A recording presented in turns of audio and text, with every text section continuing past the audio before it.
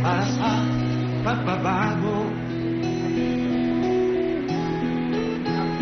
Sawa na ang bayan ko sa magnanakaw na tao. All rise. The President of the Philippines, President Rodrigo Roa Duterte. Sit down kindly. Salamat. Itong hindi tayo nasanay sa... Alam ko lang kasi nung bata pa ako nung pagmisa. Mas...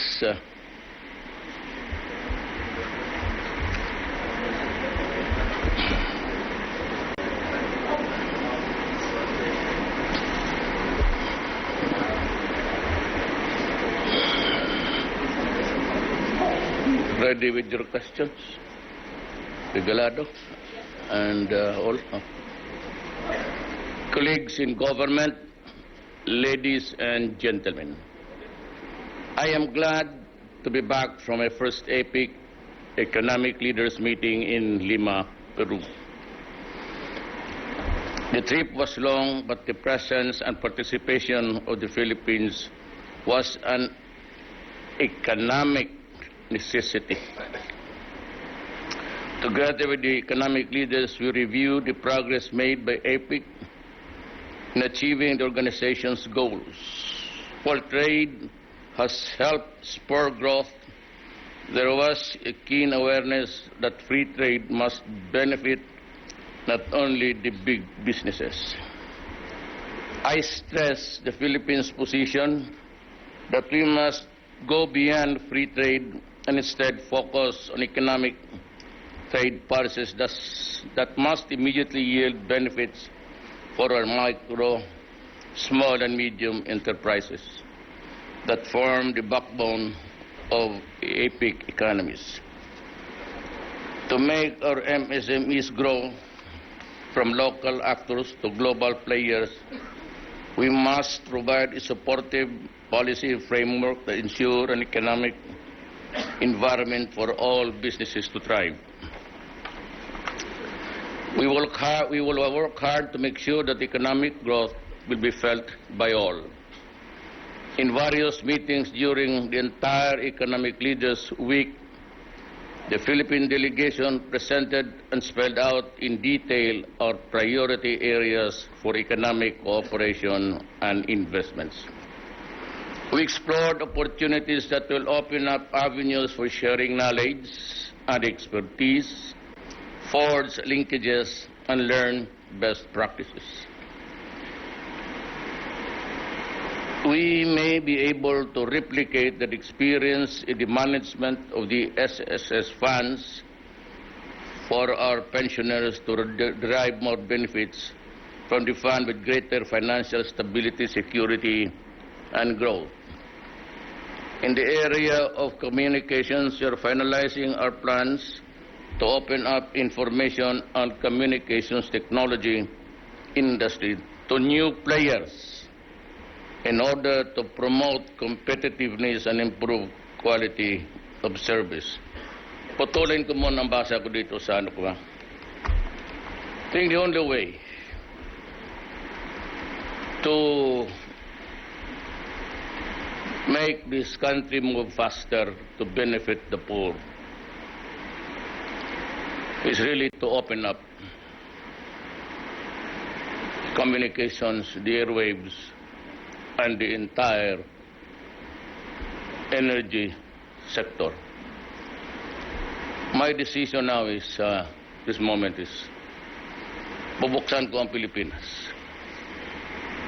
Or else, you can count by your fingers about in one hand the power players of this country. I would not say that they are the elite because it would connotate another connotation. But I would say that in the light of what happened, meron dito yung sa corruption, unahin ko na lang. Because I told them all, The only way for deliverance of this country is to remove it from the clutches of the few people who hold the power and money. If I can survive the next phase of that area of governance, pag hindi ako, well, I don't know, but I'd like just to send this strong message to, it's about time that we share the money of the entire country. And to move faster, make competition open to all. Kasi pagka ganito, with the corrupt government and with the limited area to move, you will stymie competition, and we will always be at the mercy of the corrupt people in this planet. We do not monopolize government corruption. That problem is shared by the whole of the international arena. But I would like not to wait for the others. Buksan ko na ang Pilipinas para wala ng, and maybe reroute the entire red tape. Kung gusto ko na lang siguro sa opisina na lang kayo magbigay ng application, ako na magdala doon sa respective departments at ako na ang kukuha doon mismo sa resulta. Otherwise, wala tayong pahinga nito. And I would say, kung ganun lang naman, hindi meron ako dito ang kunti ano. I'd rather resign and give it to the others. We are now also looking into regulatory requirements and institutional arrangements to hasten the entry of new players in the power industry and energy sector.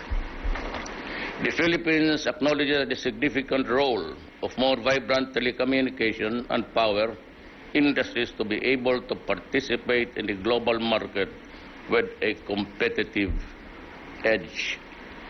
Recognizing the importance of law enforcement, creating and enabling a safe and secure business environment, we are also committed to enhance the capability of our police force. At present, our transaction to purchase assault rifles from the U.S. is put under review following the expressed opinion of a member of the U.S. Senate. And we explore other potential transactions which offer better deals and more advantageous terms. These planned collaborative undertakings are among our positive engagements with economic partners in APEC. At the sidelines of the leaders' meeting, I met with Chinese President Xi Jinping and Russian President Vladimir Putin. We discussed ways to broadening and intensifying economic aid. We didn't talk about military, and I welcome the invitation of President Putin to visit Russia and have directed the Secretary of Foreign Affairs and of the Defense to undertake an advance visit soonest to firm up a substantive agenda with Moscow. Ang totoo talaga niyan, hindi mo kapunta nga because I cannot stand cold. China in turn has agreed to ramp the implementation of economic agreements made during my visit to Beijing. President Xi Jinping and I directed officials of both of our governments to use coordinating mechanisms established to ensure the timely follow-up and implementation of the agreements. In my engagement with foreign and business leaders, I also made it clear that the Philippines is now introducing economic and fiscal reforms as part of our needed approach to make it the world's top investment destination of choice. The Philippines is on track with an unparalleled trajectory of growth. Let's work hard together to sustain, if not surpass, what the Philippines so far has achieved to improve the ease of doing business, suppress criminality, and eliminate corruption. I have previously enjoined all government agencies to be above board in their transaction. I am now reiterating my position that all allegations of corruption shall be dealt with seriously here, but severely. In the light of the recent developments in the Energy Regulatory Commission, I have directed a comprehensive review of all legal remedies to overhaul and effect fundamental changes in the agency, including the officials.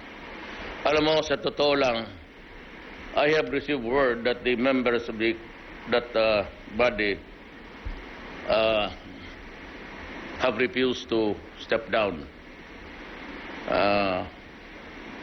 I demanded that they all resign. Ayaw ninyo, dali lang yan. We will abolish the office. I will not grant any single centavo. You can stay there forever. I'll set up another. Kayo you hear the petitions for increases sa itong energy, electric. Paano ko how can I serve the people with the corrupt government and kagaya yung nangyari sa opisina ninyo? I'm not attributing it to anybody. But the problem is, we've been dealing. Akala ninyo kasi nagbibiro tayo dito. Mas ano pa ako dyan sa mga rebellion. Kasi talaga, my desire is to just be at peace with my countrymen. Pati sa mga muro. Po yung corruption ang hindi ko matanggap. Kasi matagal na talaga to. I am not trying to point out an era here, but all along, noon pa yan. Estudyante pa ako, sa totoo lang. Kasasawa ko na sa inyo, be content with your allowances and sweldo ninyo. And do not make government as a milking cow. Kaya dyan, ilang consultants just to accommodate. Huwag na muna kami mga elected. Kakayong mga appointed sa position. Judges and all, prosecutors and all.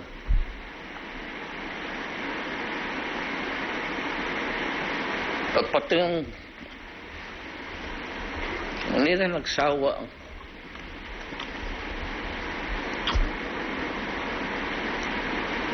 Isa pa yung mga mahirap. They have been eternally deprived of their living conditions. A similar directive was also issued in relation to fish pen operations and other related economic activities in Laguna. I do not propose to deprive you of your livelihood. But in all of those with fish pens across the country, baski saan ka magpunta, you have deprived the man with the paddle and the bangka of their even pagkain. Huwag na muna yan to make even a livelihood. Yung pagkain na lang. Itong fish pens, marami ito.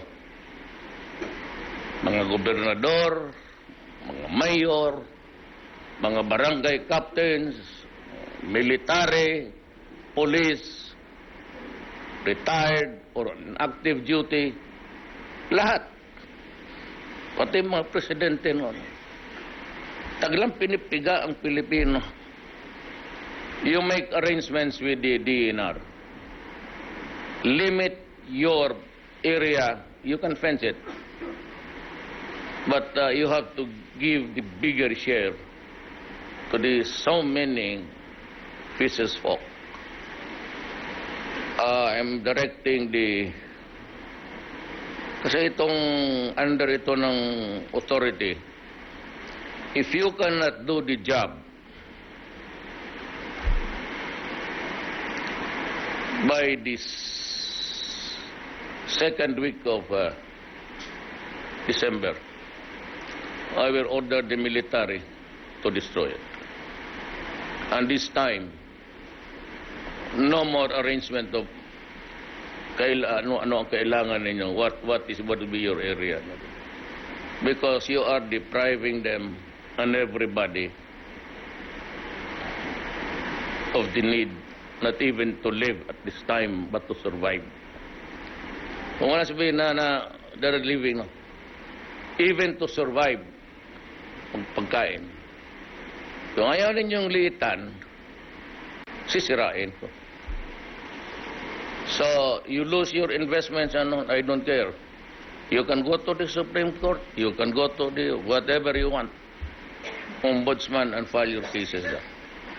But it will be my direct order, and I will assume full responsibility for it. You make it hard for us, and you will be sorry. Nobody, nothing has moved in this country so far that's significant to the human being. Yan ang ibig kong sabihin.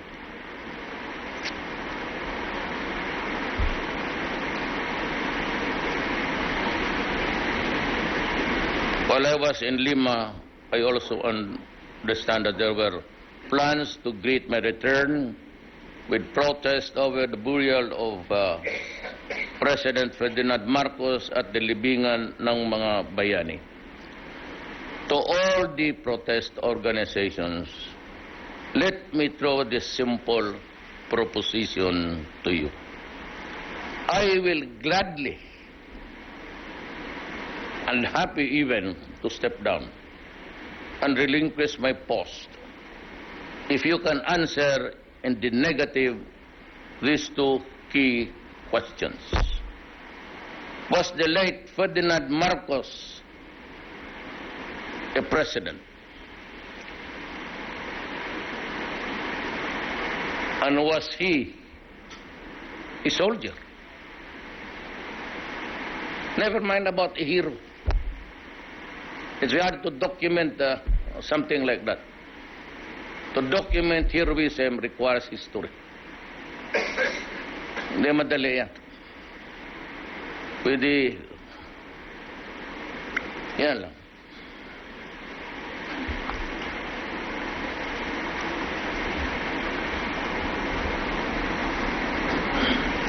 In the absence of the protest organizations here or pending their availability for their actual answers, let me end this arrival statement tonight.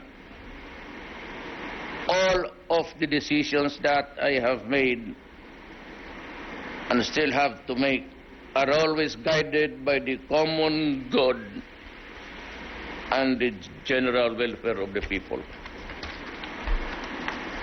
Be it in the foreign affairs or in the domestic front, all actions of the government will be always driven by the desire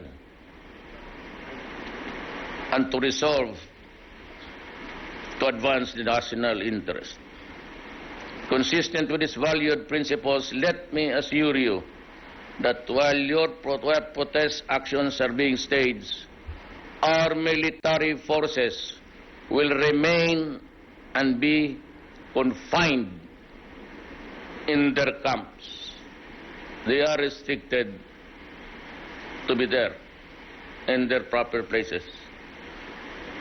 We shall also keep a lean number of police personnel. Their role shall be limited to traffic enforcement. and the basic public policy standards. They are prohibited from carrying long firearms. Protest action shall be allowed in all open public places for as long as they want, with no time limit. The protesters will neither need,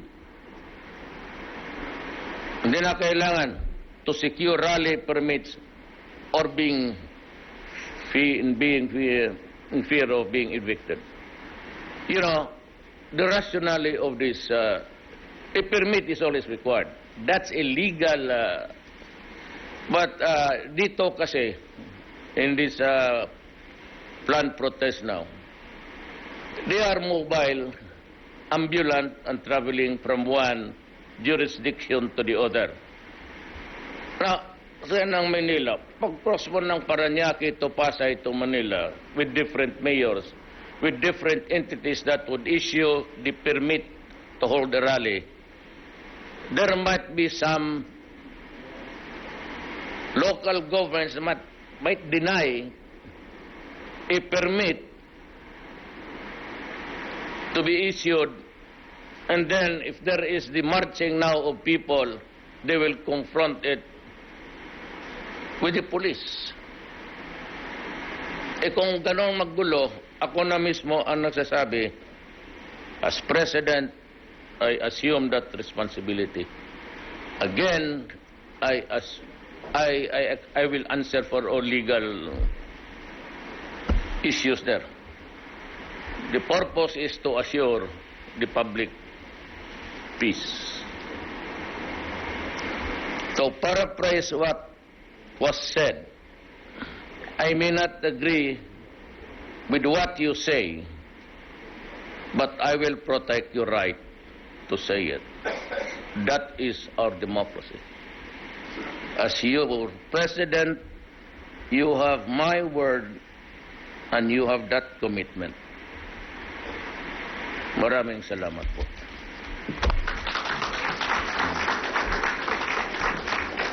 Edith Regalado. Questions, time. Let's have the question hour. Pero hindi yung 1 hour question hour. That's just a... Good evening, Mr. President. Apparently, while you were on your way home, something happened during this hearing at the Senate on Kerwin Espinosa. Your Chief of Police, Bato, he shed some tears.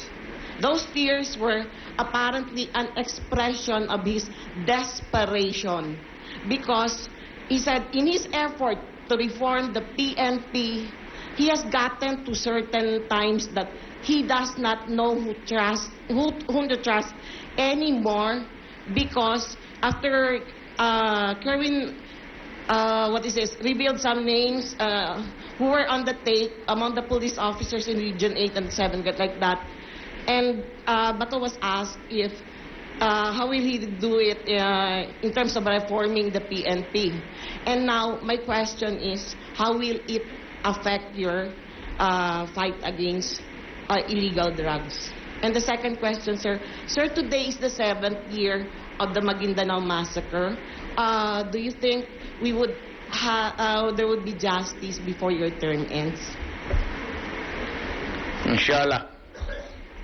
God willing, kung term ang pag-usapan, Madam, this is always an uncertain planet. In the first place,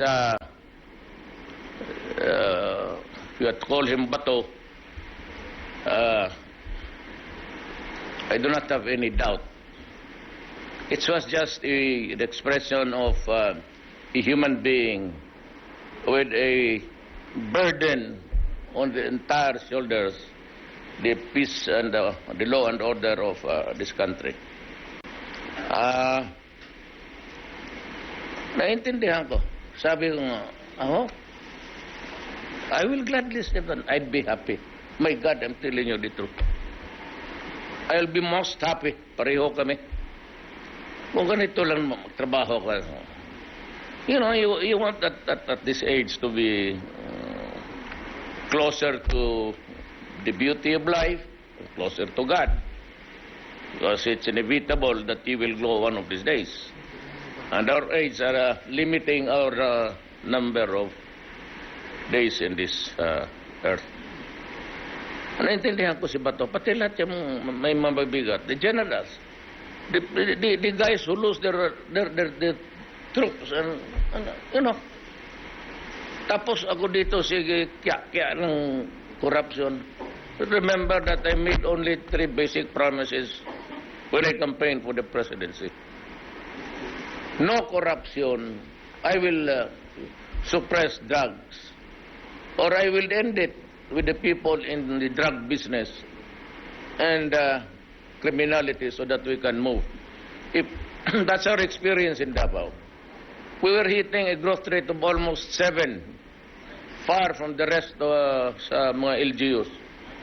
But why did we have it? Because Davao was peaceful.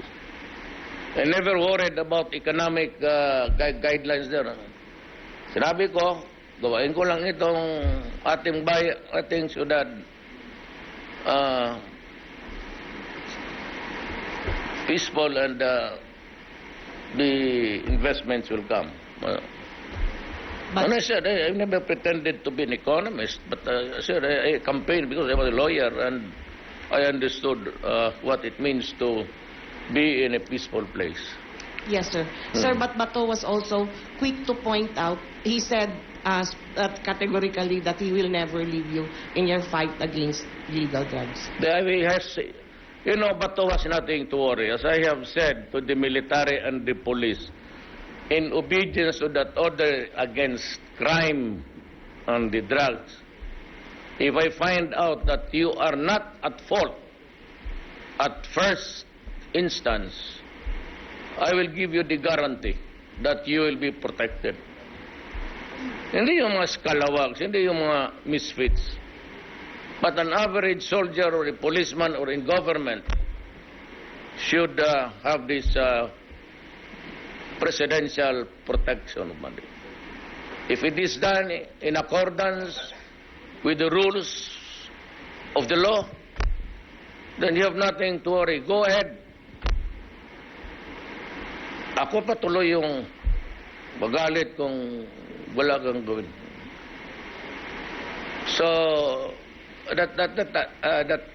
it's a feeling of, in many times in front of the military and the cabinet members, I have expressed an exasperation, and it is no secret that I told them, kung ito lang man kagulo. But the problem is, first, I have to do my duty. So, I was elected to serve for a specific term. I hope to arrive there. I ask myself about my country. Kung pag-usap ko na kasi ang bayan, ibang istorya na yan. Pero in my moments of kung na ngayon nagtatrabaho at they call you kung ano-anong pa pinagsasabi, you just prove to me that ito ngayon, this will be a golden opportunity for not really against the protest because they will have my protection also. Pero I step down, nakangiti. Just answer those basic questions. I have to decide one way or the other. I cannot decide it in favor of the sentiments. Hindi few. Marami yan. But the problem is, you are asking me to violate the law. Talagang sakripisyo nga tayo sa buhay, kahirapan noon, kulang ang sweldo. Dumating ako dito only to face charges. I have to follow the law. That is my sworn duty when I was and to protect and adhere to the Constitution. Kaya tatanungin ko nga kayo, ito lang dalawa. Was Marcos a soldier? Because if he was not, he does not deserve to be there. Was Marcos the president? If he was not, then he should not be there. Was Marcos a coward during the war? That is not my business. We cannot. Was a hero? Hindi ko rin yan. It's there already. Is there an evidence of his being a hero? Yes. Why? The Valor Medal. It is not given to almost anybody, even among soldiers and the police. It is really a precious gift from God for you to be considered as you have done something that is extraordinary and beyond the call of duty. It is not my time no longer to be asking the questions of how he pulled the trigger and shot the enemy. I was not there. Was he a coward? I don't know if he ran away from a battle, but I was not there, and nobody can give me a positive and definite answer on that. If you ask me to step down, I'll ask you, was I elected legally? Or did I get this mandate to serve by cheating the people? I do not remember of buying votes because walang pera. I do not remember threatening voters, but I threatened the drug lords at ang apparatus mismo. What did I tell you? I will declare war. When in the war, somebody has to die. I never said a strong police punitive action because I knew that we are already in a narco-politic state, very similar as if we are now a country in Latin America. Alam ko noon na narco-politics ng Pilipinas, that politics has crept inside government with the number of barangay captains running to the thousands and the number of mayors pretending to be anti-drug advocates only to be traitors to our country. Kaya ako sa galit, yung bulahin mo ako na, Mr. President, huwag kang maniwala niyang sabi nila, wala ako dyan. Political. Tapos dating ng tinuladang, kaya sabi ko nga ang tool, sabihin mo lang sa akin ang totoo. Maybe there will be a little space for some agreement. Huwag mo akong bulahin. Pupunta-punta ka doon sa Malacanang tapos maski sino. Ang problema, hindi mo ang bit-bit ko yung hindi sarili kong bulsa. Ang bit-bit ko ang Pilipinas. And it is reeling with the affliction of people who violated their oath of office. Hindi lang yan, bubulahin mo pa ako. Huwag mong gawin. Susunod ka talaga, nagsusunod. Better still, you better surrender and mag-usap na lang. Usap kayo na bato ulit. I will, huwag mo akong bulahin. Kasi pag binula mo ako, I guarantee you, sinabi ko na noon sa inyo, huwag ninyo akong bulahin. Sabi mo lang, anong nangyari? We can always talk about the nicer things in life, but do not bullshit me with a lie, lying to the teeth in front of me.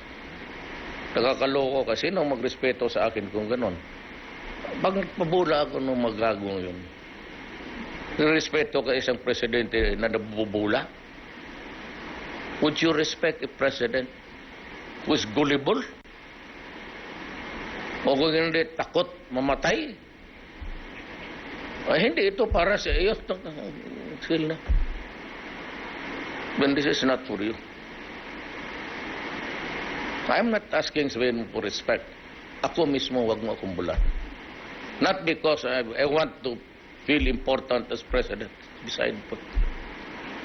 Personally, I have this burden of protecting the people and country. And you bullshit me with lies. Na alam ko naman talaga. Papalusay kita. When the time comes, when it comes to E4, do not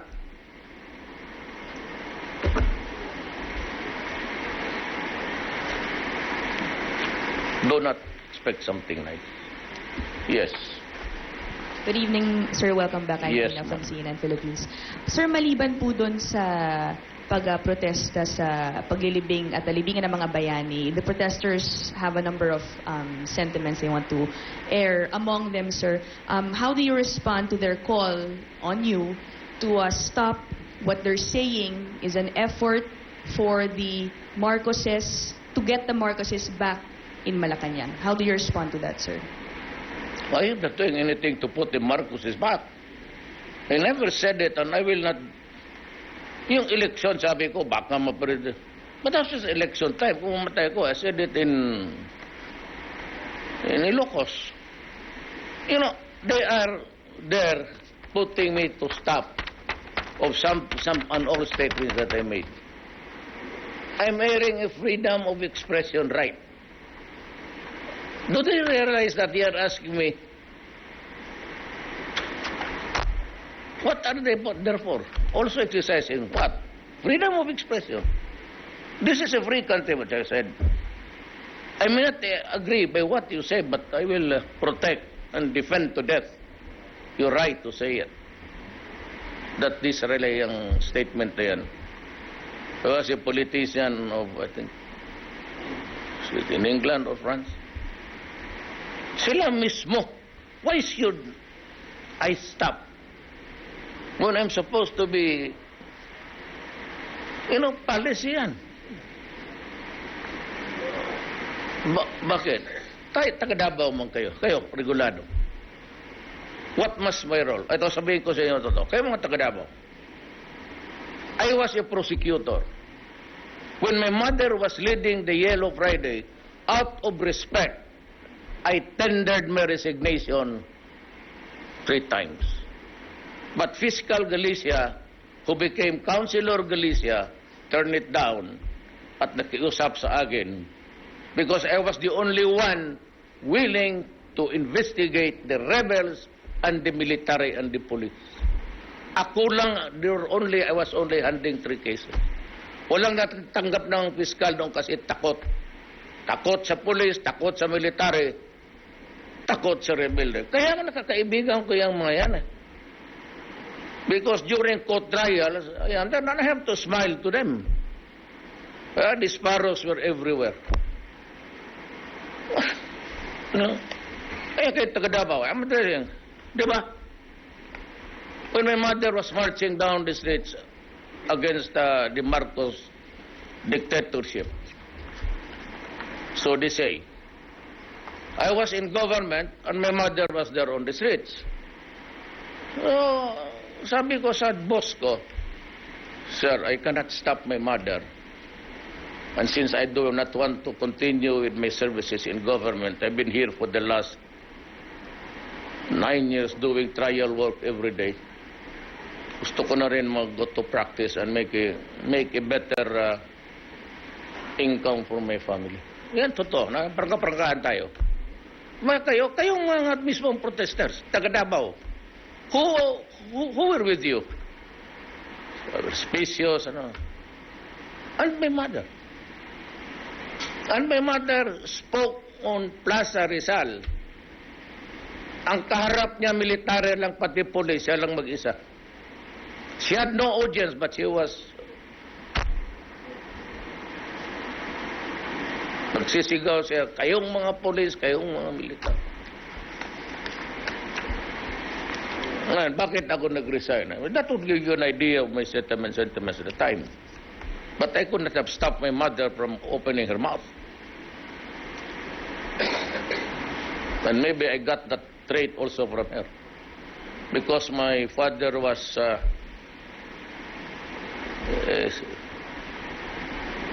very strange guy, was all quiet. I could even count the sentences of his lifetime when I was with him. Yung nanay ko ang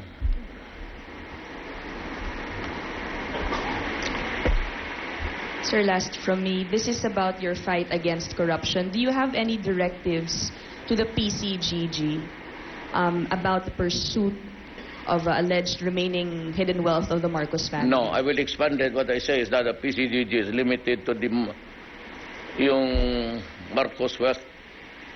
But I want it broadened and with more power. Ito sila, pag hindi ito mag-resign, I will conduct my own audit. At ididemanda ko talaga ito lahat in court. I will see to it that they will be. Pagka-plunder, then be sure. Be sure that I will make it definite that you go to jail with no bail. Ayaw ninyo kayong mga corrupt, sige. Pag nahawakan ko yung mga dokumento, paano, how can the people be comfortable with you? Yung mga rates ninyo, that's why you are called quasi. That's why you have fixed terms. Because you are to hear cases about the increase of electricity and all. And here you are, wallowing into corruption with so many. Bakit? Ang konsulta sa inyo, putak, pag wala kang utak, umalis ka dyan. Why do you have some... sayang yung consultant dito, consult mo. What? Sayang. Where's your brain? Kaya nilagay ka dyan, kung marunong ka mag-isip. Ubusin niyo yung pera ng, I will review all government corporations. Mabuton dito siya, no? Bong, I will limit your ability to acquire consultants para just to milk the government. Karami kong kailangan sa mga national defense and all. I have to buy these rifles and everything. I want to increase our assets in the air and sea. Those are to the interest of the Republic of the Philippines. Tapos magsayang kayo ng I will review how many. Maybe I will prohibit everybody from getting consultants. Gano'n na lang. Ipaputol mo na lang yan. Bungkat. Tomorrow will save millions every month. Bullshit itong yawa.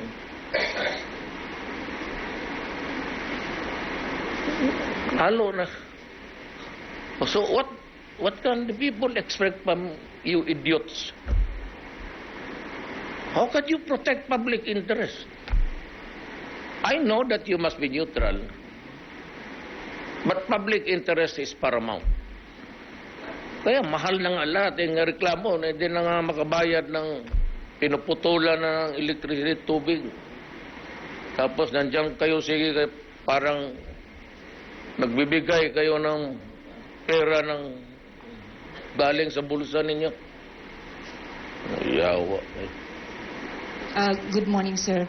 I am Melihor from Philippine News Agency. Sir, you said that you're finalizing plans of opening the ICT sector and energy to new players. Yes. When would this happen? During the APEC, I was trying to listen to them. Of course, we had that in mind already. Mga economists natin, nandyan na yan sa kanila. But, I'd like to tell you the truth. Is that because they have to protect the players there? Who are the players? Multi-billions. Ang pangalan nila. Multi is the first name, billion is the last name. So bakit ako magdadalawang isip? And I do not owe you anything. But precisely, I was avoiding you during the last election. Tabla tayo. Alam ko may iba nagbigay. Well, binigay ninyo sa mga campaigners ko. Well and good. But I am not trying to destroy you. You have the advantage. You are here already. Be content with that. Okay na yan para sa inyo. But let us open everything para matapos na itong kalbaryo ng Pilipino. Sir, follow up. Have you received, did anyone express interest to invest on this sector during your meetings in APEC? Dito? Yeah, to invest here. Magbaha yan dito. China is just, and everybody. Energy is really big money. Yang cellphone na yan. I do not want to have a quarrel with the Ayalas and Pangilinan. The same protection given to all. But I said, it's the Filipinos. Now, kung i-dive ninyo yung presyo ninyo, walang problema. I will forget my statement. I-dive mo lahat yung charges niya. Then it's, sabi kayo, mahal eh. Kaya, then, papasukin ko yung iba, yung magsabi, okay na kami. Maski mura lang. Yes, sir. May I help you? Mr. President, Jonathan Miller from Channel 4 News. There's a lot of talk these days about a new world order, and you have chosen to realign the Philippines with China and with Russia. Is there room within this realignment, do you think, for an America led by Donald Trump? And have you forgiven him for what he said about the Philippines being a terrorist nation? No, it's not really a world order of arms. The world order of violence is economic. You know, you have noticed now, Korea was pissed off because during the last rebellion, America did nothing to help in even a word or two. Then the most serious is that they wanted a guy, he's an Islamic preacher, I think, and he's in the States, and they wanted him to be extradited to Turkey. So Duterte got pissed off and said, I will go to Russia and China and would try to join the bloc. And that is only business. I'm sure Turkey is not interested in war. Turkey, I think, is still a member of the NATO. So he cannot be an alliance with another militarily if he has this membership with NATO or NATO. What I'm saying is that's why I said I'm redirecting the policy. Usually, even in the past years, when we talk about purchases of arms, it's always the made in America, period.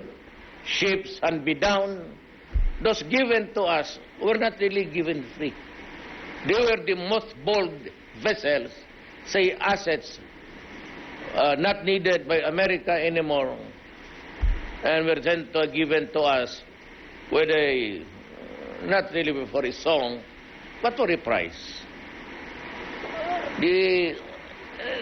I said it's about time that we redirect our. If the Senate, I forgot, Cardin, does not want to sell rifles with us, Putin said that you can have. I'll give you buy one and take one. Almost like that. And Trump? Yeah. He said, if you cannot buy arms anywhere, go to me. You buy one, then take one. It's for free. So I get double. Why should I have to belabor the point with Cardin? If it does not want us to be allies, then we'll go to Russia and China. You don't deprive your ally with arms because your ally has to protect its public and to keep the order internally and to foreign aggression, to repel. Now, if we do not want to sell arms to us on a question of... I just had my figures when I was flying in. I was reading something. The deaths of America was 40. Annual. 40,000. What is it? And the moment they talk about... that's the vote in the U.S. Congress. What's a popular view? Because there are pressure, as I have said. That State Department has... because of your multiracial population. They have groups there.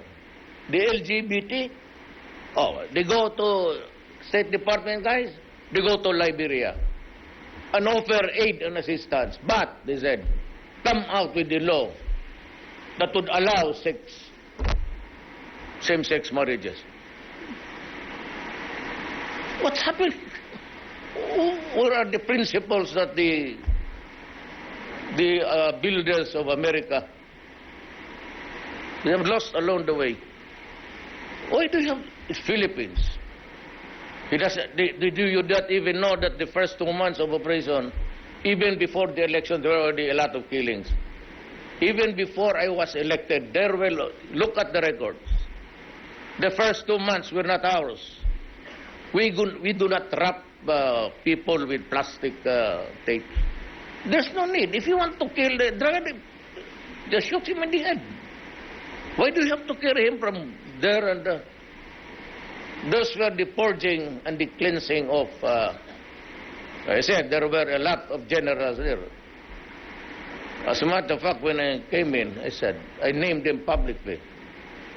I told them before the elections, leave the service because if I get to be there, I will name names. So it was a free-for-all. You now realize that there are so many municipal and the city. One died in prison. I don't know. Maybe I'll do research and give you the answer one of these days. So how do you expect to just say make the to assume rather that it's all killed by people of government when the mayors themselves were into it? And there are still mayors still there claiming the narco politics game, and I'm warning them again. You might not want it to hear it, but you will not only lose your pants, you will lose your life. Mr. President, just before you go, sir, you did raise earlier the comparison with Latin America and narco state. The narco states of Latin America were, as you know, associated with the term death squads too. And in this country, since you became president, in the 5 months since you became president, more people have actually been killed than died during the 9 years of the Marcos dictatorship, which we've also been talking about. I could ask the same question, why is America losing 40,000 lives, drug-related cases? What makes the Philippines different from America? May I ask you? In terms of drugs, what is my color with the color of America? With The number respect, of sir, people it's not losing death. state-sanctioned in America. What? With respect, it is not sanctioned Yes. by the president, sir. Yes, it is not. That is what you say. But who supplied the arms? Who invaded a country, Nicaragua? Was it Nicaragua? Panama. You want to talk about the law? Oh, look what America did. They invaded Panama. The president still in prison in the United States. They invaded the country on a question or in the issue because drugs were flooding America, and they had to take out, forgot the name. Noriega. Same. America went to war. So they destroyed not only the sovereignty, they fractured the country. It's non-existent actually. And they had to kill Saddam to get the leader. So where is the hypocrisy here? Where is the hypocrisy here? The Iraqis are dying, they are against each other, and because America went inside on a pretext that there were weapons of mass destruction, only to admit to the world. And by the way, why is America not a member of the International Criminal Court? Let me ask you. They are invoking extrajudicial killing, calling upon the Human Rights Commission and defining extrajudicial killing, which is in the charter of which he is not a signatory. Do you know that America is not a member? And yet they threaten leaders and presidents. You do not do that to me. When you are a hypocrite to me, you are a hypocrite. By what standard or language do we use? So, I would say, do not talk about lives, about people, my own citizens. You have destroyed countries and deprived their sovereignty. So, where is the moral basis? Tell me. What is the moral basis of the so many things that America did in the name of human rights?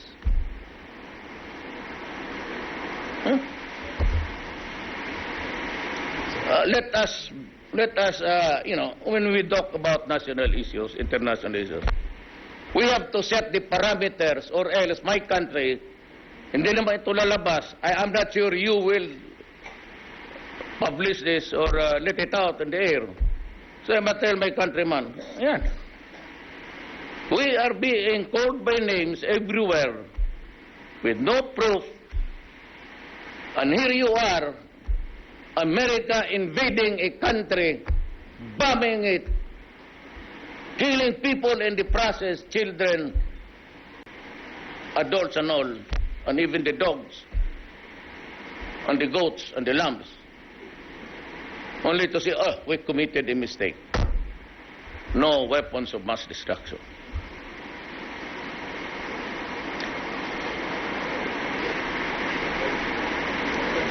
So I call upon now the human rights of America to consider this. Thank you, Mr. President. Yes. No more? No more. You can think of questions. Give me the meaning of hypocrisy. And I would address myself to the international viewers. Sumibat to, tingnan mo. Just last question. Yes. Good evening, Mr. President. I'm Evelyn Quiroz from Manila Bulletin and Balita. Mr. President, bali, ano na pong status ng magnitude ng drug problem sa bansa? And number two, this morning po kasi nag-testify si Espinosa. Sinabi niya na po yung mga names ng mga police officials na involved. Tapos po, nung tinanong si General Bato kung anong ginawa, kung anong status po, sabi lang po niya nasa Camp Crame, naka-floating status. Sa tingin po ba ninyo, sapat na yung floating lang po sila or meron pa po siyang dapat na gawin against these police officials? Ganito yan Pag ako ang drug pusher, drug lord or drug pusher, big time or yung pinakamaliit. Alam mo ma'am, kailangan mo akong hulihin, hawak ko itong. Pag naiwan ko yan, at sisitahin mo ako, at sinabi nung isa na partner kami sa droga, wala ka naman nakuha sa akin. Kaya nga hirap kaya nga nakaabutan sa ganitong sitwasyon.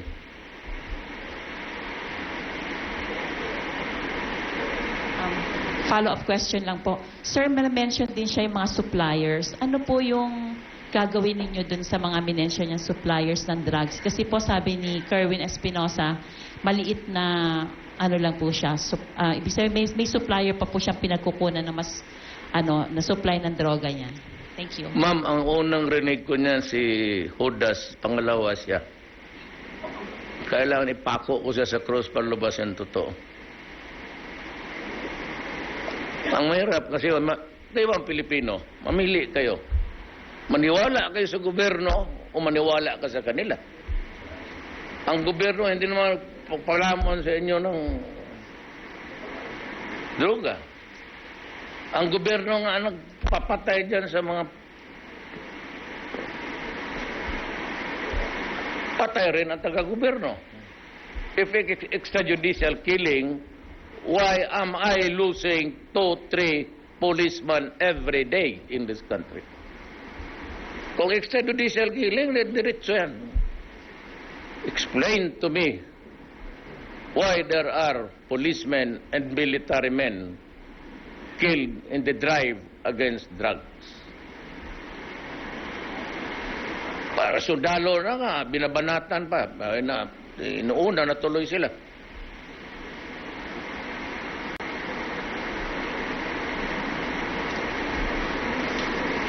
Thank you, Mr. President. Ako sa totoo lang, pag nandiyan kayo sa bukid, alam ko sa bukid meron. Ako hindi ako nagbibiro. Stop it. O hindi, pahulugan ako ng bomba. Well, if America decided to invade Panama and arrested Noriega on drugs, then why can't I bomb you out of this world if you continue doing it? Hindi kayo nakinig because you never listened. I said in this fight against drugs, kaya ko dito buhay ko, pati trabaho ko.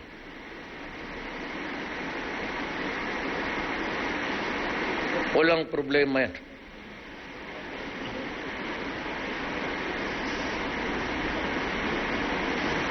Thank you, Mr. President.